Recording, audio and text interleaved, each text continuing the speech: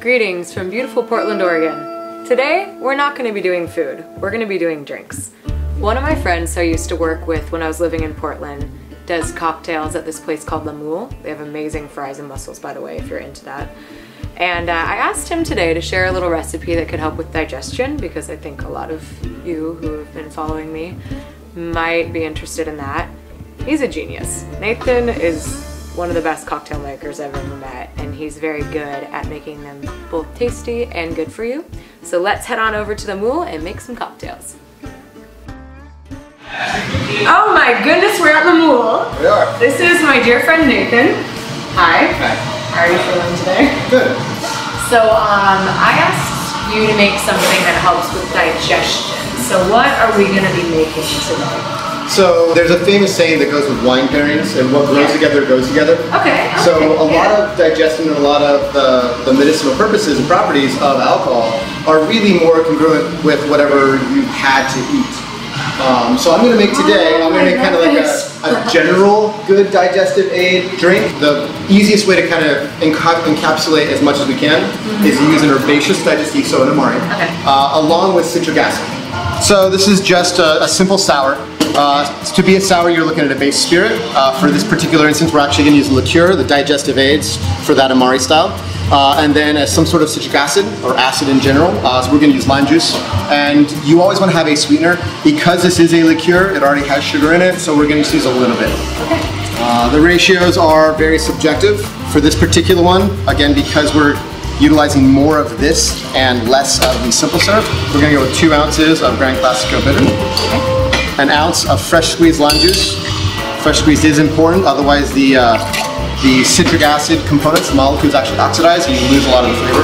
A bit of simple syrup, which is a 1-to-1 ratio of water and sugar.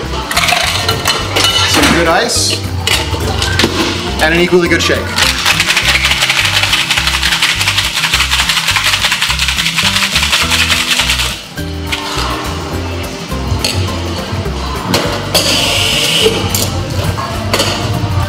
For texture, I double strain.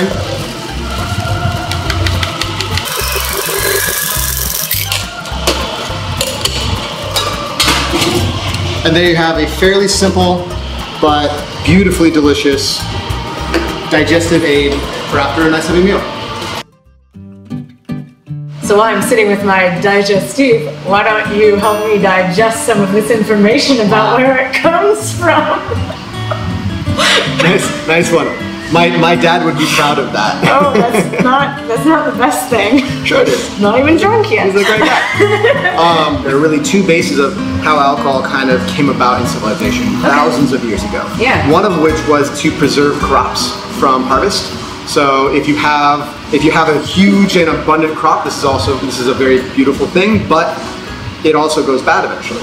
And so if your entire civilization and livelihood is based on how much food you still have to eat, because we didn't have refrigeration or anything like that, then converting that harvest into something that you can preserve is very important. That's kind of the one main way of alcohol, how alcohol came about in civilization. The second one is once we actually had that alcohol, once we had the beer, wine, or distillate, they discovered that alcohol is one of the most effective solvents known to man that we can still ingest. And that solvency is vital, because what happens is if you have a known medicinal herb, some product that the doctors are utilizing to alleviate pain or indigestion or any of the multitudes of things that ailed us back in the day and still do.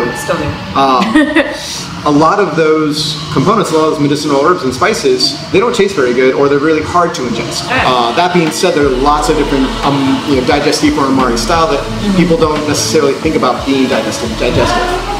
One of them, which would be absinthe. We just talked about wormwood. Yeah, absinthe, absolutely. But yeah, absinthe, especially for the cuisine style you have in France. That wonderful, rich cuisine, all the butter and the fat. All of it that needs to get broken up after.